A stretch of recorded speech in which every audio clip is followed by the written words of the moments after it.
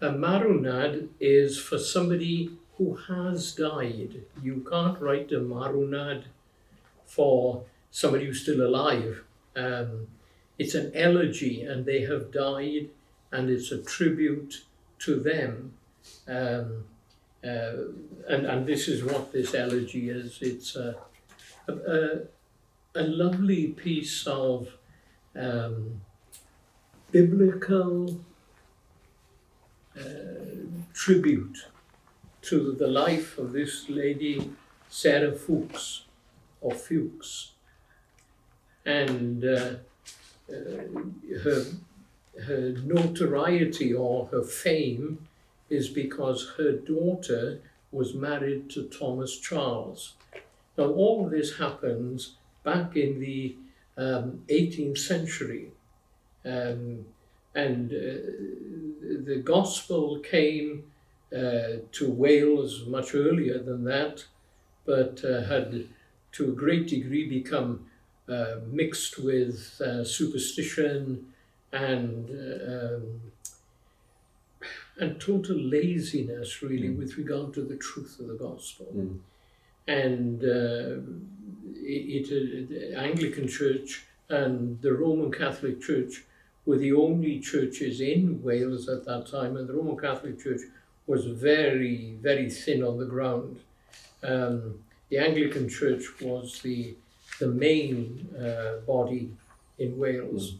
And in the 18th century, there was a great revival of religion and of Christianity, and of specific kind of Christianity. There were some Baptists, but basically it was Calvinistic Methodists. And William Evans was an exhorter with the Calvinistic Methodists. He lived in Llanllechid, which is not far from Bala in North Wales, County Marwnad. And William Evans lived there and was recognized as an exhorter. That wasn't his full-time work, obviously, because they didn't have a paid clergy. The official clergy body came into being in 1811 with the formation of the Calvinistic Methodist denomination.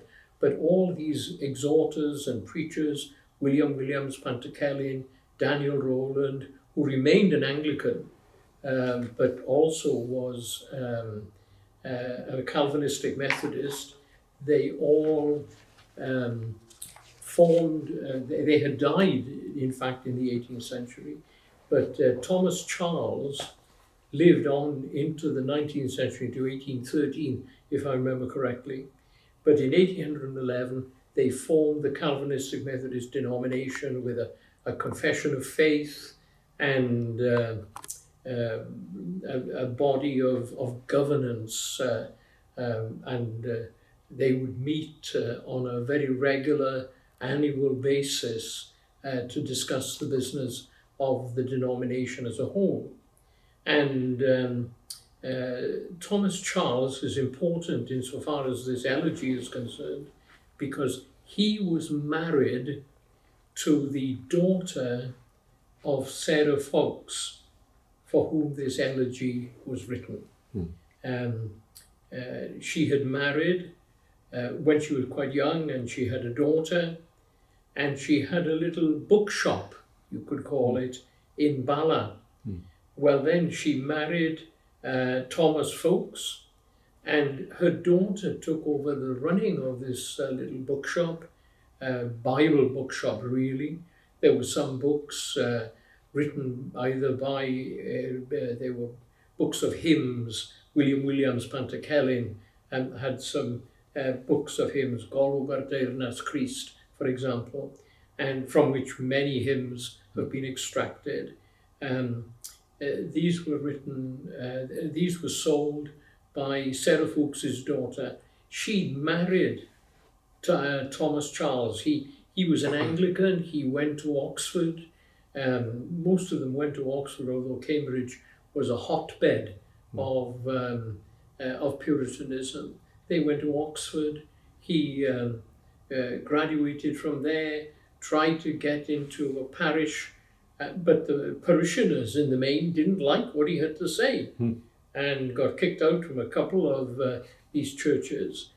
But he was obviously a Calvinistic Methodist. And I'm using that term because it wasn't used at the time. It's something that accrued to them later in 1811, the years immediately prior and afterwards. The denomination, incidentally, became the Presbyterian Church of Wales in about 1933. And by now, it's in very poor condition. There are Presbyterian churches in Wales, but they are not allied to the Calvinistic Methodist Church per se, the Presbyterian Church of Wales.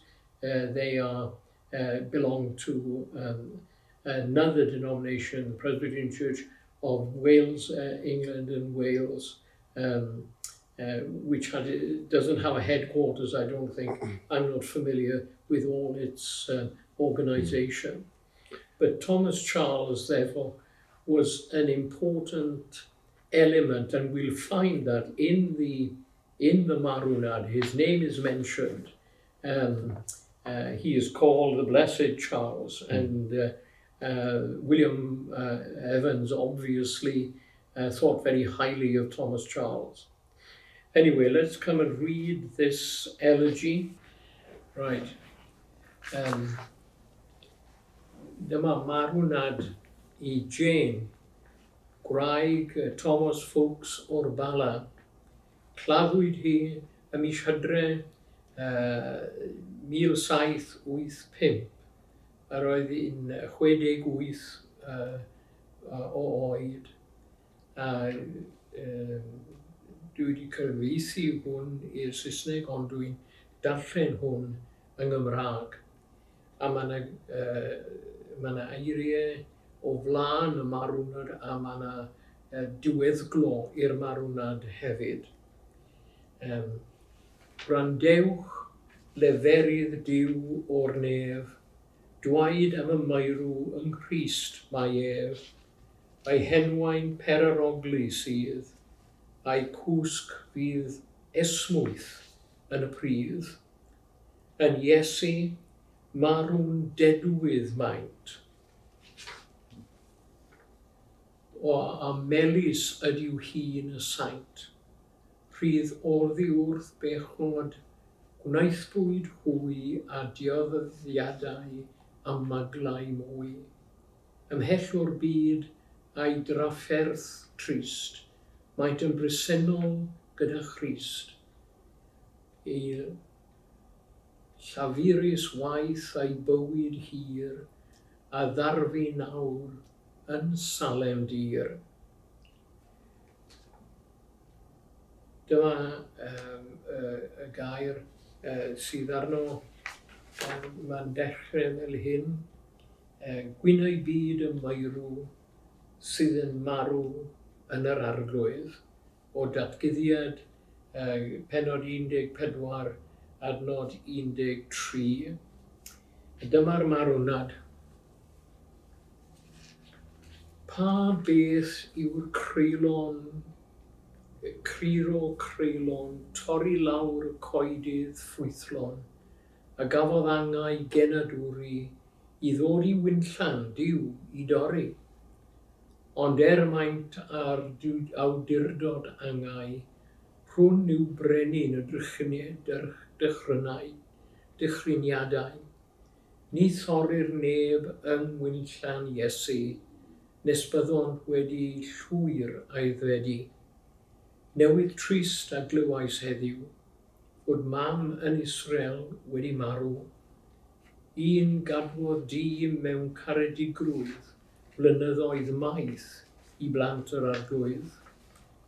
Fel yn tsunamis a sonwyd, dderbyniodd Elisais y proffwyd, neu fel Mair a Martha dirion, yn derbyn Crist a'i apostolion. Hithau a dderbyniodd felly lawer o weision Iesu, pob ymgeledd a gaid yma, yn gyfelib I Bethania. Fel Mair gwrandawai'r gair yn diwyd, a'i gofal oedd fel Martha hefyd, am bob peth sy'n angenrheidiol I gynnal achos Duw a'i bobl. Meistr Harris anwylgenad, trwyddo ef y cafodd alwad, pan oedd hi'n dweud am ddrwg pechod ar rinweddau gwaed y cymod. Un oedd ef a Duw ei lwyddo, fel Ezekiel wrth broffwydo, pan gafodd hwnnw'n ddanfon I ddyffryn llawn o esgyrn sychion. Proffwydodd Harris fel gyrchmynwyd a bu sŵn a chynwrf hefyd, ac bod Harris yn gorffwyso, mae'r un sŵn heb ddarfod eto. Amryw droion bu'n amgylchu gogledd a deheudir Cymru, a'i wynidogaeth awdurdodol fu lawer yn fendithiol. A phan nad oedd e'n pryd hynny yn y Bala yn pregethu, awdurdodol oedd ei eiriau, effeithiodd ar ei chalon hithau. Hi ddihangodd rhag y storom, megis Lot yn ffoi o Sodom. Ofnodd edrych drach ei hefn, rhag ei throi yn golofn halen. Cyn pryn codi hael yng Nghymru, y galwyd hi I wynllan Iesu. Hi y gafodd nerth I sefyll, nad oedd y bore ond tywyll. Pan oedd eirth a llewon creigion, a llwynogod cyfrwys ddigon, a'i meddwl oedd am ysglyfaethu, y rhai ddilynau'r arglwydd Iesu. Ond ni ddaeth hanner ei dymuniad, byth I ben yn ôl ei bwriad, a hael nefol a ddisgleiriau, a'r bwstfilod aeth i'w tyllau. Hithau a barodd felly, ddyddiau hoes yng ngwaith yr Iesu, pwys a gwres y dydd y gafodd, ac hynny ni ddiffugiodd, treuliodd ac ymdreuliodd beunydd, tra bu byw yng ngwaith yr arglwydd, yn ddiflino iawn heb ddarfod, tra parhaodd ddyddiau ffererindod. Trysorau'r ddeiar fel y tywod, tywalla'r arglwydd iddi'n gafod. Hithau gafodd galon I fydd, i'w defnyddio tros yr arglwydd. Duw roes iddi galon barod, ar un modd i'w hanwyl briod, a berthasan ddyddiau bywyd, ar achos Duw ynghyd a'i golyd. Hynod oedd hi tra bu yma, am dostyrio wrth y dyrfa, rhag ag oedd yn ddyfal wrando, rhag ei llwygi wrth dryfilo, I filoedd o ganlinwyr Iesu, bu ei dwylo hi'n cyfrannu, ac cymaint a gyfrannol, canmlwydd diwedd, nid yn dechrau. Megis ag y bu rhyfeddod yn y bara brahaidd a'r pysgod, felly'r meddwl yr un funud fod rhyfeddod yma hefyd. Yn amseradfyd ymofynnau am y clodion fain mewn eisiau, gyrrai iddi yn drahelaeth, a fyddai'n angen i'w chynaliaeth. Ac nid ydyw'r clodion eto ddim yn hollol anobeithio, ond gobeithio maint yn peri yr un ysbryd yn y teulu. Tra byddo Jane Fuchs yn meddu yn un ysbryd I gyfrannu. I'r rhai clodion a'i drysorau, Duw ychwanegu hyd hwy iddo yntai. Yr un ysbryd a chynaliodd ar ei daith pan gychwynodd. Roedd Diw o'i fawr rigaredd, iddo bara hyd y diwedd. A ddewid Duw mae'r ei meibion fyddai yn ei gyfamod yn lletadau. Fe all yr arglwydd yr un funud, roi'r merch yn lle mamau hefyd. I ddilladur'r bobl noethiol, erbyn y tymhorau oerion, hen arferiad ag oedd yno, ers blynyddoedd maith a'i thibio. Roedd hi bwyd ac arian hefyd, i rai yn ei hanginoctid. Llawenhau rhai clodion a chysuro trwm o galan. A'r fan oedd yn y dyddiau nesu i'w horiau hithau I derfennu. Dyblair oedd hi ei diwydrwydd I ymgadw gyda'r arglwydd. Hi a'i ffriod a cytunau I fynd yn fynych ar ei gliniau, a I ryw di oedd ar ei meisydd I weddio ar yr arglwydd. A phan byddent yno'n myned, o sŵn y byd a'i hot creaduried, Duw a roi ar ei bydlondeb, lawer iawn o'i bresenoldeb. Yr amser byddai gweision Iesu yn ei hachos hi'n ymdrechu. Roddai'r arglwydd gymorth hefyd I gofio dani wrth yr orsedd. Clywais am ei geiriau olaf, cyn y madair o'r byd yma, bod ei chorff wedi gwanychu, ei gobaith hi oedd yn yr Iesu. Ei hunig ferch yfynodd iddi, am y gobaith ac oedd yn ddi. Ei hateb hithau oedd yn barod, mae tawel ydoedd ei chydwybod, ac mae gwaed yr oen a laddwyd oedd ei gobaith hi am fywyd. A mae dyna'r hyn fi'n tynnu, pechodau'r byd yn y rhai fi'n sy'n credu. Ac yn nyddiau olau bywyd, y bu hi yma cyn ei symud, tywyllai'r arglwydd ysbryd nefol, ar bob un oedd yn resennol. Ysbryd tair o flaen yr orsedd, oedd yn llefain am drigaredd, a thangnefedd pur a heddwch yng nghanol ei gofidus dristwch. Gwerthfawr yn y cyfryw amser, oedd yr ysbryd o'r uchelder, rhyw dystiolaeth orfyleddus I gysuro rhai galarus.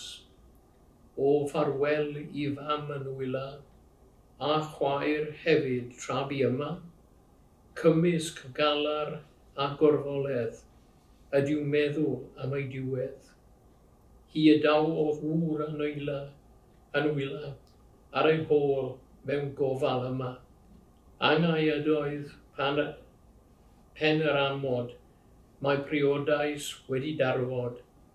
Llawer iawn o cheillion ddagrau sydd yn rhedeg dros ei ryddiau. Pan mae'n meddwl am ei briod, ei bod hi'n gorwedd yn y beddrod. Gadawodd unig ferch a garau, a mab bychan ar ei bronnau. A'r parchedig Charles ei ffriod, ar ei hôl mewn byd o drallod. Gadawodd hwyn am ddifad yma, wedi colli mam a nwylaw. Un ag oedd a gofal drostynt, am bob peth sy'n eisiau arnynt. Ac mae hiraeth ar ei calon, colli mam ag oedd mordurion, ond ei gobaith hwy a'i hyder, sydd ar un sy'n byw bob amser. Anwyl Charles a fo'n offeryn megis Pedr ddydd y Sylwyn, fel y byddo miloedd yn ddychwelyd at yr arglwydd I cael bywyd. Fe a'i briod gaffoedd dysgu I gyd sôn taniau yr Iesu. hyd y diwedd yn ddihuno, tra bont yn y byd yn trigo. Yn 8 a 30 oedran, ymadawodd hi a'i thrigwan, ag aeth i wedd ei chartre i wlad nad oes rifodyddiau. 950 union ydoedd oed ei harglwydd dirion, pan ymadawodd hi ag yma wedi gorffen ar ei gyrfa. Roedd hi'n 8 dydd ar 20 o fis Hydref mewn daearen, pridd i'r pridd a lludw i'r lludw, nes y delw Crist i'w galw. Am rai sy'n marw yn yr arglwydd, gorchmynnu'r nath Christasom beinydd, megis rhai a rhai heb obaith, yn adnabod dim am iachawdwriaeth, ond disgwyl cael y cyfarfod eto, a rhai sydd yn Christ yn huno, draw ym gartre anwyl briod ar gyfeillach byth heb darfod.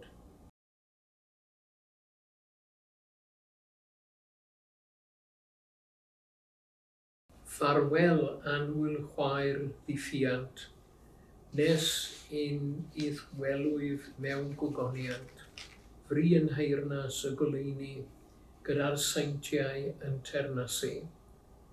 Ni ddaw galar mwy na gofid, byd a chnawd na Satan hefyd.